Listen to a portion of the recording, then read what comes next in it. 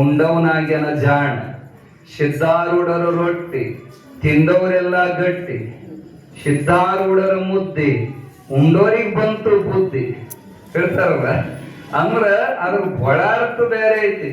ಆ ಅನುಭವವನ್ನು ನೀವು ಉಣಬೇಕಾಗಿತ್ತಂದ್ರೆ ಹುಬ್ಬಳ್ಳಿ ಮಠಕ್ಕೆ ಹೋಗ್ರಿ, ಪಕ್ಕ ಶಾಸ್ತ್ರ ಕೇಳ್ಬೇಕಾಗಿತ್ತಂದ್ರೆ ಗದಗಿನ ಶಿವಾನಂದರ ಕಡೆ ಹೋಗ್ರಿ ಅಂತ ಹೇಳಿದಂಗ, ಅಂತ ಗದಗಿನ ಅಪ್ಪವ್ರ ಶಿಷ್ಯರು ನಮ್ಮ ಹುರಕಡ್ಲಿ ಅಜ್ಜವ್ರು ಅಂತ ಹೇಳಲಿಕ್ಕೆ ಒಂದು ಹೆಮ್ಮೆ. ಅವೆಲ್ಲ ಬಹಳ ಬೆಸರುಕೊಂಡಿರುವಂತ ಸಂಬಂಧಗಳಿವೆಲ್ಲ. ಇಂಥ ಮಹಾಮಹಿಮರ ದರ್ಶನಕ್ಕೆ ಎಂತೆಂತ ಮಹಾತ್ಮರು ಸಿದ್ಧಾರೂಢ ದರ್ಶನಕ್ಕೆ ಬಂದರು. ಮೊದಲ ಅವ್ರನ್ನ ಕೆದಕಿ ನೋಡಿದ್ರು, ಇವ್ರೇನು ಖರೆ ಅದಾರೋ ಏನ್ ಸುಮ್ಮನೆ ಆರೋಡ ಅಂತ ಹಿಂಗ ಎಬ್ಬಿಸ್ಯಾರ, ಅವನ್ ಖರೆ ಆರೋಡದನೋ ಏನು ಕೊಟ್ಟಿ ಆರೋಡದನೋ ನೋಡಿ ಬರೋಣ ಅಂತ ಹೇಳಿ ಶಿಶುನಾಳ ಶರೀಫರು ಬಂದ್ರಂತ. ಶರೀಫ್ ಅಜ್ಜ ನೋಡಿದ್ರು, ಯಾವ ಸಿದ್ಧಾರೂಢರ ಒಂದು ಕೈಲಾಸ ಮಂಟಪಿಗೆ ಏನೈತಲ್ಲ ಆ ಜಾಗದೊಳಗ ಗುಲಾಬಿ ಹೂವಿನ ಉದ್ಯಾನವನ, ಅಜ್ಜನ ಪೂಜೆಗೆ ಹೂವಿನ ತೋಟ ಮಾಡಿದ್ರಂತ.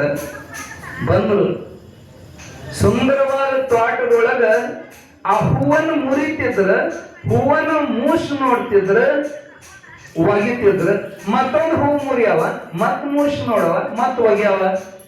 ಶಿಟ್ಟು ಬಂತ ತೋಟದ ಮಾಲಿಗೆ, ಏನದಿಯೋ ಮನುಷ್ಯನೇನ ತಿಳಿಯೋದಿಲ್ಲ, ದೇವರಿಗೆ ಎರಸೋ ಹೋಗಿ ಹಿಂಗ ಹಾಳು ಮಾಡ್ತಿ ಅಂದ್ರ ಸಿಟ್ಟಿಗೆದ್ದ ಅವ ಒದರಾಡುವಾಗ ಶರೀಫರಂದ್ರಂತ, ಅಬ್ಬಬ್ಬಬ್ಬ, ಶಿಷ್ಯಗ ಇಟ್ಟು ಮೋಹ ಇರಬೇಕಾದ್ರ ಗುರುವಿಗೆ ಎಷ್ಟು ಮೋಹ ಇರಬೇಕು.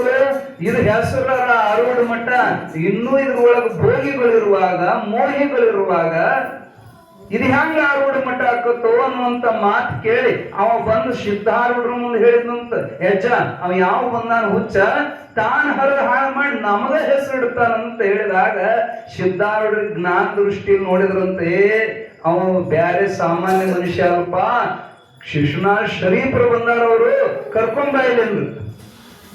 ಕರ್ಕೊಂಡು ಬಂದ್ರಂತ, ಏನಪ್ಪಾ ಶರೀಫ್ರ ಯಾಕೆ ಬಂದಿದ್ದೀರಿ ನೀವು ಹುಬ್ಬಳ್ಳಿಗೆ? ಅವಂದ, ಯಪ್ಪ ಆರೂಢನ್ ನೋಡಕ್ ಬಂದಿದ್ದೆ ಅಂದ್ರಂತ.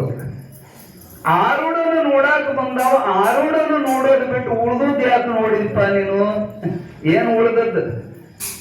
ಹೂ ಹರಿವಾಳಂತ ಹೇಳಿದವ ಆರೂಢೋ ಏನು ಹೂ ಆರೂಢೋ ಏನು ಹೇಳಿದಂತ ಮನೋವೃತ್ತಿ ಆರೂಢವೋ? ಅದನ್ನ ಯಾಕೆ ನೋಡಿ ನೀನು?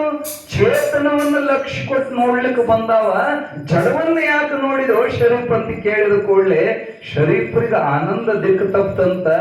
ಅಪ್ಪವ್ರ ಪ್ರವಚನ ಪೂರ್ಣವತ್ತು ಪ್ರವಚನಕ್ಕೆ ಕುಂತ್ರೆ ಎಲ್ಲಾ ಪ್ರವಚನ ಮುಗಿದ ಮ್ಯಾಲ ಸಿದ್ಧಾರೂಢಪ್ಪ ಎಲ್ಲರಿಗೂ ಆಶೀರ್ವಾದ ಮಾಡುವಾಗ ಇವರು ಒಂದು ತೆಂಗಿನಕಾಯಿ ತಗೊಂಡ್ಬಂದಿದ್ದಾರಂತ, ಅಜ್ಜ ನನಗೂ ಆಶೀರ್ವಾದ ಮಾಡು.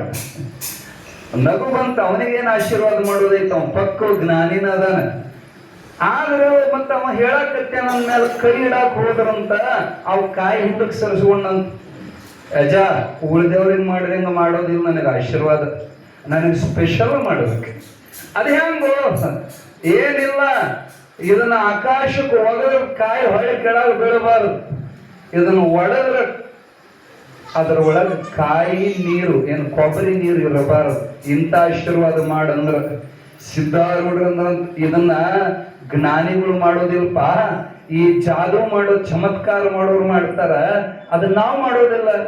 ನೀವು ಮಾಡಬೇಕಂತ ಹಠಕ್ಕೆ ಬಿದ್ದಾಗ ಸಿದ್ಧಾರೂಢರಂದ್ರು, ಶರೀಫ ಗೋವಿಂದ ಭಟ್ರ ಪೂರ್ಣ ಆಶೀರ್ವಾದ ನಿನಗಾಗೇತೋ, ನೀನ ಮಾಡಿ ತೋರಿಸಲು ಮಂದಿಗ, ನಾ ಮಾಡೋದೇನು ಅವಶ್ಯಕ, ನೀನ ಮಾಡಿ ತೋರ್ಸಂದ್ರ ಅವನ ಮೂಶ್ ನೋಡಿ ಗುರು ಗೋವಿಂದ ಅಂತೇಳಿ ಮ್ಯಾಲ ಒಗದ್ರ ಕಾಯಿ ಹೊಳೆ ಕೆಳಗೆ ಬೀಳಲಿಲ್ಲ, ಇಲ್ಲ ಹೋಗೇ ಬಿಡುತ್ತೆ. ಇನ್ನೊಂದು ಕಾಯಿ ತಗೊಂಡು ಒಡೆದ್ರ ಅದರ ಕೊಬ್ಬರಿ ಇಲ್ಲ, ನೀರಿಲ್ಲ. ಶರೀಫ